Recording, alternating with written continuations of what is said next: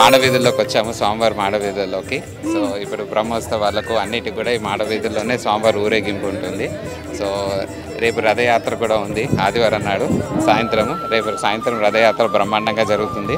ఆ రథం కూడా నేను చూపిస్తాను. సో చాలా చక్కగా చెక్కలో చేయడం పడింది, టేక్లో దాదాపు 40 అడుగుల పైన రథము చాలా బాగా చేయడం జరిగింది. కళ్యాణ మండపం పక్కకి గో చిన్న పెద్దగా లేదు, రథము చాలా ముద్దుగున్నది. ఎంత మంచిగా డిజైన్ చేసిండ్రో చూడండి. ఇగో ఇటు 2 గుర్రాలు అటు 2 గుర్రాలు, పెద్ద రథము చెక్కతో చేసిన రథం మంచిగా ఉన్నది, చాలా అందంగా చెక్కిండ్రు దీన్ని. రథంలో రేపు స్వామివారికి ఊరేగింపు ఉన్నది.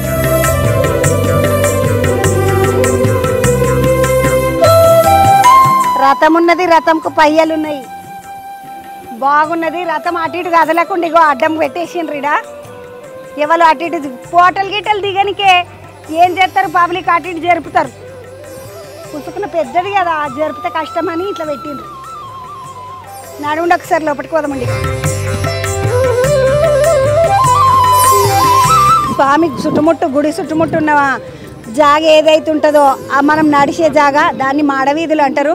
మాడవీధుల చుట్టుముట్టు మంచిగా చెట్లు పెట్టిండ్రు, మాడవీధుల చుట్టుముట్టు మంచిగా అన్ని మండపాలు వేసిండ్రు. చూడడానికైతే చాలా మంచిగా అనిపిస్తున్నది, నిమ్మల అనిపిస్తున్నది. స్వామి పబ్లిక్ అంతా అంటున్నారు రాత్రిపూట వస్తే చాలా బాగుంటుంది, రాత్రిపూట వస్తే చాలా బాగుంటుంది అంటారు. రాత్రికి ఏం కాతున్నది లైట్స్, స్పెషల్గా లైట్స్ ఏర్పడడం జరిగింది. సో లైట్లలో ఇంకా అందంగా ఉంటుంది, ఆ కలర్ఫుల్ లైట్స్లో. సాయంత్రం దర్శనం ఇంకా లైట్లలో ఉంటుంది కాబట్టి ఇంకా ఎక్కువ అందంగా ఉంటుంది. ఒక్క ముచ్చట అడుగుతా స్వామి, ఏమనుకోకు. ఇప్పుడు మేము దూరంకే వచ్చినాము. ఇప్పుడు మా కరీంనగర్ వాళ్ళు వస్తారు, మా సంగారెడ్డి వాళ్ళు వస్తారు, మా వరంగల్ వాళ్ళు వస్తారు. వాళ్ళు వస్తారు, పొద్దుగాల వస్తారు, దర్శనం చేసుకుంటారు, సాయంత్రం లైట్లలో స్వామిని చూడాలనుకుంటారు. మరి భోజనం చేసిన పరిస్థితి ఏంది మా వాళ్ళ? ఇక్కడ సావిత్రమ్మ వంటశాల అని ఉంది. సో అన్నప్రసాదం జరుగుతుంది. సో బయట నుంచి వచ్చిన వాళ్ళ నార్మల్గా ప్రతిరోజు మధ్యాహ్నం ఉంటుంది. సో ముఖ్యంగా శనివారాలు ఎక్కువగా ఉంటుంది, ఎందుకంటే రద్దీ ఎక్కువగా శనివారాలు ఉంటుంది కాబట్టి శనివారాల నాడు ఎక్కువగా ఉంటుంది. యువతల బంధుకు వస్తే గణపతి బొప్ప మోరియా, ఇగో మన గణేశుడు ఉన్నాడు ఈడ.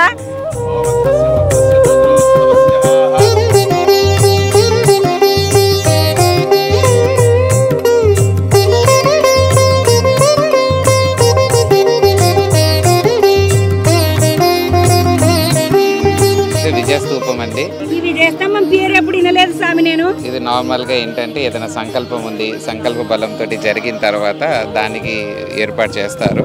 సో నార్మల్గా ఎవరైతే దీన్ని నిర్మాణం చేశారో, ఎవరైతే చేశారో సో వాళ్ళ పేరు మీదే ఉంటుంది. ఇప్పుడు ఇది నిర్మాణం చేసిన వాళ్ళ పేరు మీద ఉంటుంది, మా అమ్మగారు పేరు మీద. మానేపల్లి విజయస్తంభం అని ఉన్నది. అవును, మా అమ్మగారు, ఆమె సంకల్పమే. గుడి కట్టాలి నేను, ఇంత పెద్ద గుడి కట్టాలి, మీ అమ్మగారు సంకల్పం. ఓ ఏమా అమ్మ ఎంత మంచి కోరిక కోరుకున్నది చూడండి. నా కొడుకులకు బంగళాలు కట్టాలి, మా మనమన్లకు పెద్ద పెద్ద బిల్డింగులు కట్టాలి, సినిమా టాకీస్లు కట్టాలని కోరుకోకుండా ఒక పెద్ద గుడి కట్టుకోవాలని కోరికతోటి ఆ అమ్మ విజయస్తంభం కట్టిపించుకున్నది మంచిగా.